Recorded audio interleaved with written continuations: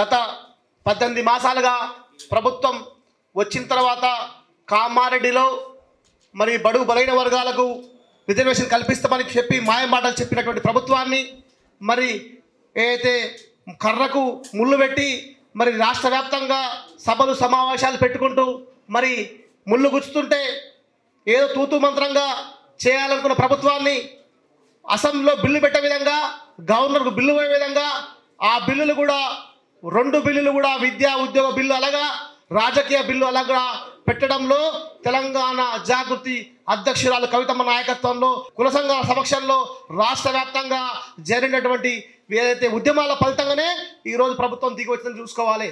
ప్రభుత్వం వందలాది మంది వేలాది మంది కుల సంఘాలు కూడా రైలు రోకోలో మేముంటాం, మేము ముందు నడుపుతాం, రైలు పట్టాలు ఇస్తాం అనేటువంటి విషయాన్ని కూడా ప్రజా సంఘాలుగా ప్రజానాయకులుగా అందరూ కూడా వేలాది మంది జనం కూడా కవితమ్మ నాయకత్వాన్ని బలపరిచే పరిస్థితి అనిపించింది.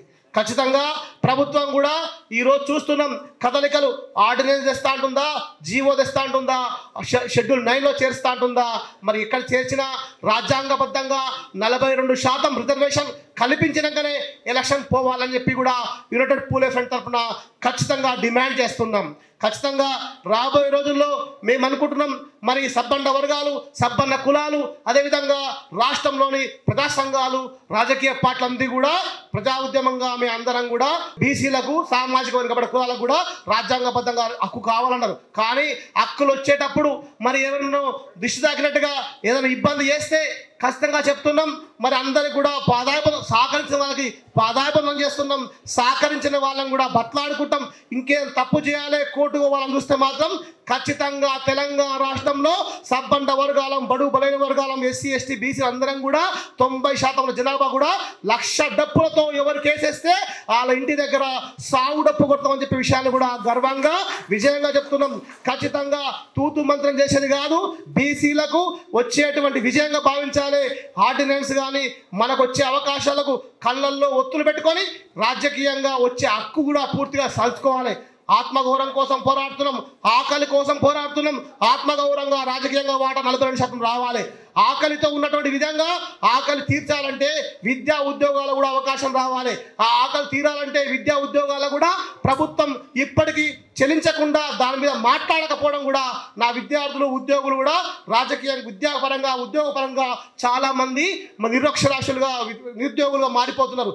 ఖచ్చితంగా ప్రభుత్వం ఈ డిమాండ్ వెనువెంటనే అమలు చేసే విధంగా దిశలు పాల్గొపోతే జాగృతి నాయకత్వంలో కవితమ్మ నాయకత్వంలో యునైటెడ్ పూలే ఫ్రంట్ నాయకత్వంలో గ్రామాలు తిరుగుతాం, మండలం తిరుగుతాం, ప్రతి ఒక్క నాయకుడిని కూడా కార్యకర్తలు తయారు చేసుకుంటాం. సామాజికంగా వెనుకబడ్డ కులాందరినీ కూడా చీర తీసుకుంటాం. సామాజిక తెలంగాణలో భాగంగా అందరం కూడా భాగస్వాములై ఈరోజు 42% రిజర్వేషన్ని కల్పించే విధంగా ప్రభుత్వం అడుగులేసినందుకు ధన్యవాదాలు తెలియజేస్తున్నాం. కానీ తూతూ మంత్రంగా పేపర్కే పరిమితం చేస్తే మాత్రం ఖచ్చితంగా ఖబర్దార్ కాంగ్రెస్ పార్టీ చెప్తున్నాం, బొంద పెట్టేది ఖాయం. దేశంలో బీజేపీ పార్టీ కూడా గుర్తిస్తున్నాం.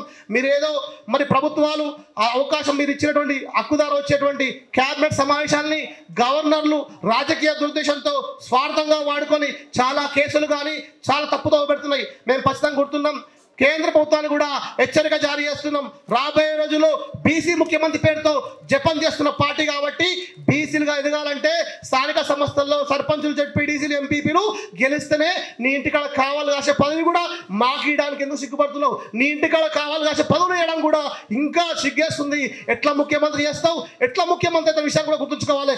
బీజేపీ నాయకులారా ఖచ్చితంగా గవర్నర్ గారిని కానీ రాష్ట్రపతి గారిని ఒప్పించే విధంగా ఉద్యమాలు చేయాలి.